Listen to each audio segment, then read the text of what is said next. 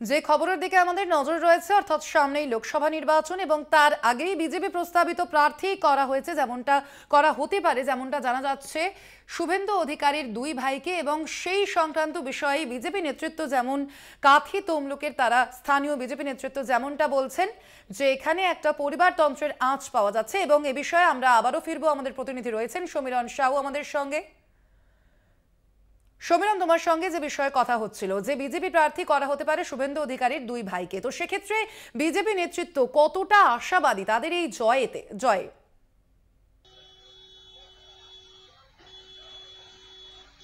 দেখো, বিজেপি নেতৃত্ব কিন্তু এখানে 100% আশাবাদী। কাঁথি এবং তমলুক লোকসভা জেতার ক্ষেত্রে বিজেপি কিন্তু 100% আশাবাদী যে তারা জিতবে। দল যাকেই প্রার্থী করুক সেটা কোনো কিছু বিষয় নয়। দল যাকে সিদ্ধান্ত নেবে, সৌমেন্দু অধিকারী হোক, দিব্যেন্দু অধিকারী হোক, কিংবা অন্য যে কেউই হোক, দল কিন্তু দলের যে সমস্ত শীর্ষ নেতৃত্ব রয়েছে তারা কিন্তু আশাবাদী যে পূর্ব মেদিনীপুর জেলায় কাঁথি এবং তমলুক লোকসভা আসন, এই দুটি আসনে জিততে চলেছে এবং বিপুল জয়ে জিততে চলেছে বিজেপি। এমনটাই বিজেপি নেতৃত্বদের দাবি।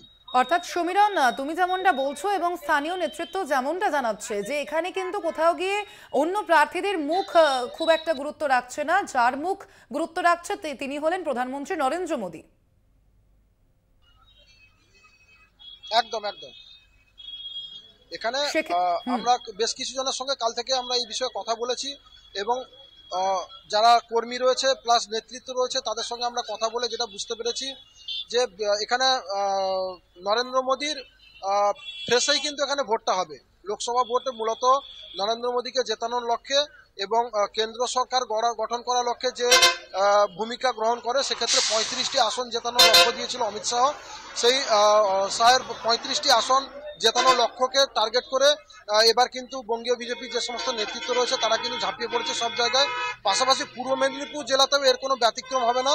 এখানে যেই প্রার্থী হন দলীয় নির্দেশে যিনি মুখ হন, কিন্তু নরেন্দ্র মোদীর ফেসে এখানে ভোটটা হবে। এবং এখানে পূর্ব মেদিনীপুরে ধন্যবাদ তোমাকে সমীরণ।